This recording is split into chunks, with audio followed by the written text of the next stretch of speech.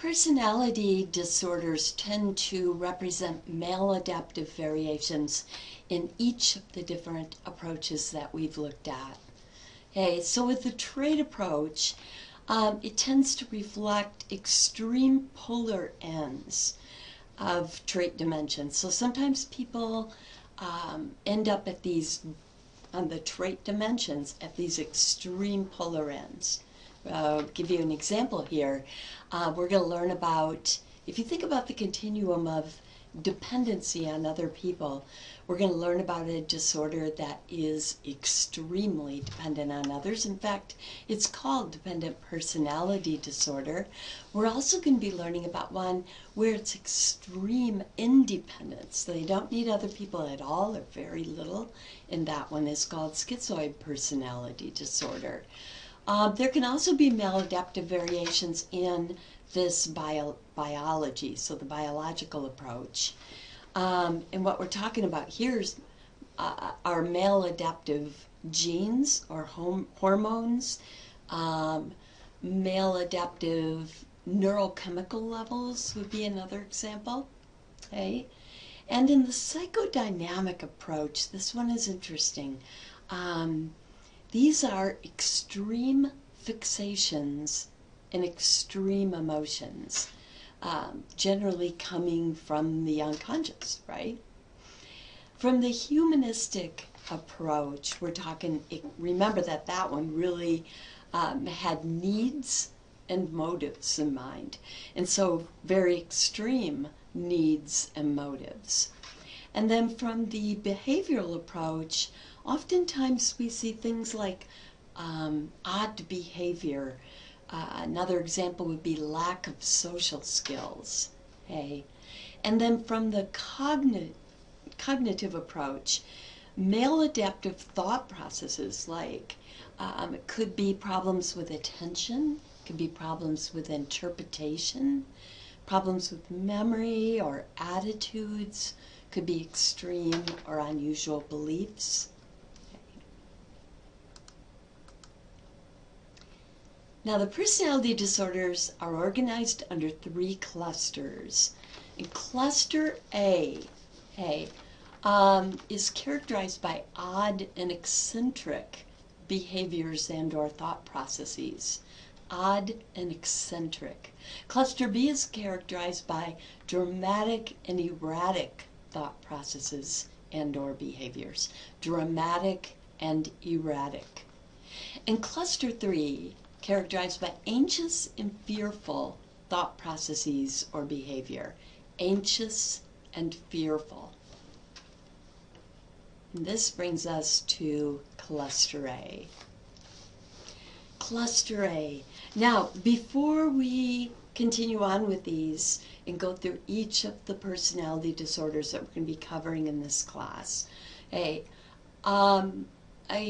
want to advise you to take really, really good notes on these. So you might want to have some extra paper handy. You might want to pause this and get out some extra paper. But you want your notes to be as complete as possible. Okay, so not just the information on the slide. That will not get you by. Okay, you're going to want to take notes on everything I tell you about these different disorders, even if it means pausing the video now and then to do so. Okay, that's one of the great benefits of having videoed lectures, is that you have the ability to do that. All right, that said, let's start here with paranoid personality disorder. So remember, we're under cluster A now. We're talking disorders that are characterized by odd and eccentric thought processes or behavior. With paranoid personality disorder, there is an extreme distrust and suspiciousness of others. And when I say others, I don't mean just strangers. Strangers are certainly included, okay? But everyone, so also acquaintances, also casual acquaintances, also colleagues, also family members, even a spouse, if there is a spouse in the picture. Okay? People with this disorder expect to be mistreated And so they tend to be defensive and always on the lookout. They oftentimes, if they have a partner, okay, or a dating relationship, they display pathological jealousy. So unwarranted suspicion and distrust of the other being faithful to them. Okay. They tend to be hypervigilant, always on the lookout, hypervigilant, afraid that others are out to get them in some way, very distrustful of persons, not just persons though. Forms would be another example, distrustful of forms, filling out forms, distrustful of websites, distrustful of any kind of avenue where they are asked for information about themselves. They tend to be distrustful of new technology that could be used especially for surveillance reasons, like maybe a GPS. Paranoid personality disorder. One of the most interesting cases that I've read about is a client who refused to sit in the theater directly in front of anybody else. So the immediate seats behind them had to be empty. And if they sat down and those seats filled, they would actually get up and move. And their fear was that the person sitting behind them would light up a cigarette lighter and light their hair on fire. Okay, so very odd kind of cognitive process there, very odd belief, fear. Now the second one, schizoid personality disorder, is very interesting. People who have this disorder show little or no interest in other people. They tend to be very detached from social relationships, so they tend to have social isolation. Okay? They really show restricted emotion. So what's called in psychology flat emotion. So very little or no emotion. There's a real lack of social skills, so there are a lot of things that we really take for granted. Like when someone comes up to talk to you, they're looking you in the eye, and that may not be true with someone who's schizoid. They might be looking over your shoulder instead. Somebody who's schizoid tends to usually not have close friends, okay? And they tend not to show an interest in sex or most anything that would involve another person. So sex as far as it would involve another person, and most anything else that would involve another person. They tend to be loners.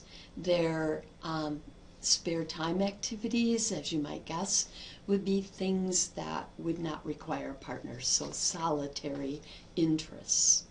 Okay. They tend to be very indifferent to criticism or to praise. Just don't react to it. Okay.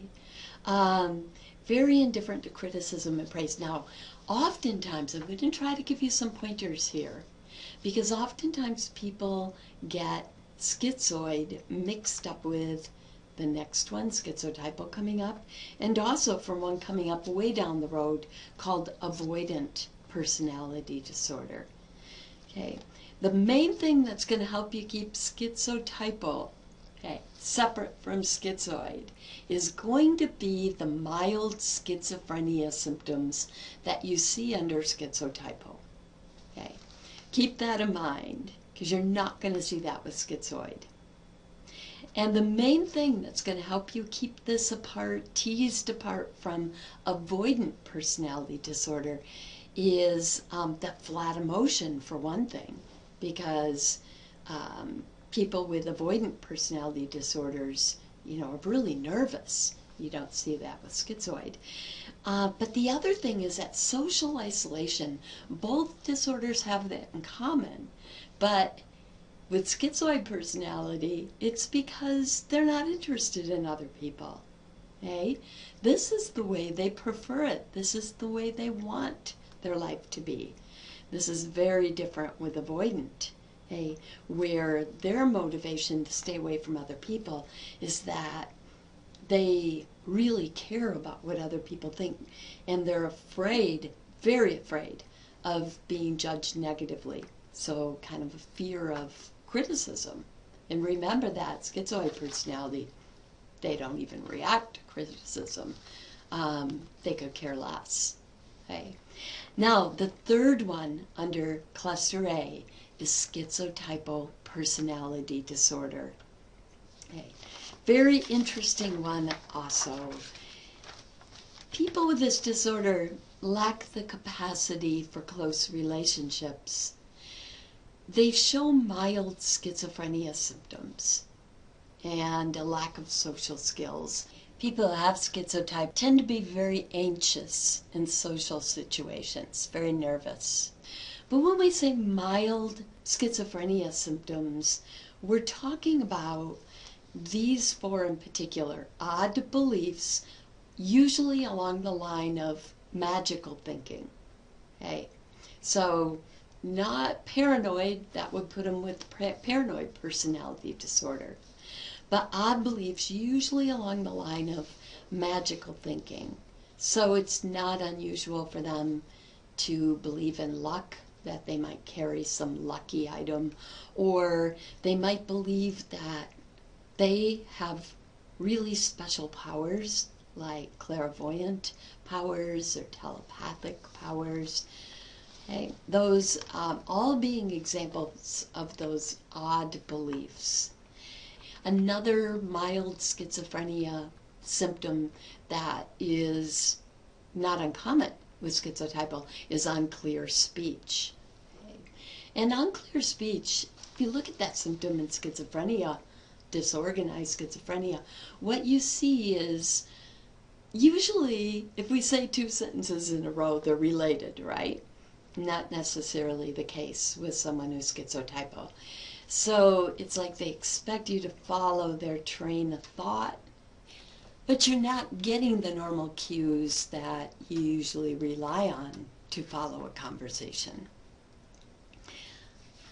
Now with schizophrenia, that can be far more extreme. So for instance, with schizophrenia, it can be phrases within a sentence that don't seem to be related. Or in a really, really extreme episode of schizophrenia, it can become words within a sentence. So basically, word soup. Okay. Well, what we tend to see on the level of schizotypal is them jumping around from topic to topic, expecting you to follow along.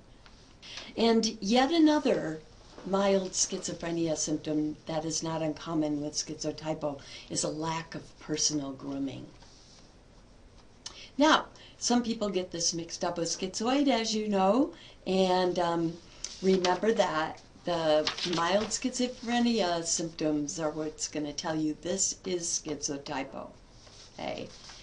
And sometimes, people get this one mixed up with paranoid personality disorder. But remember that the cognitive disturbances, the odd beliefs here, are more magical than distrust. And finally, sometimes people who remember schizophrenia from Psych 101 or had abnormal psych tend to think schizophrenia when they see this personality disorder. But there are no hallucinations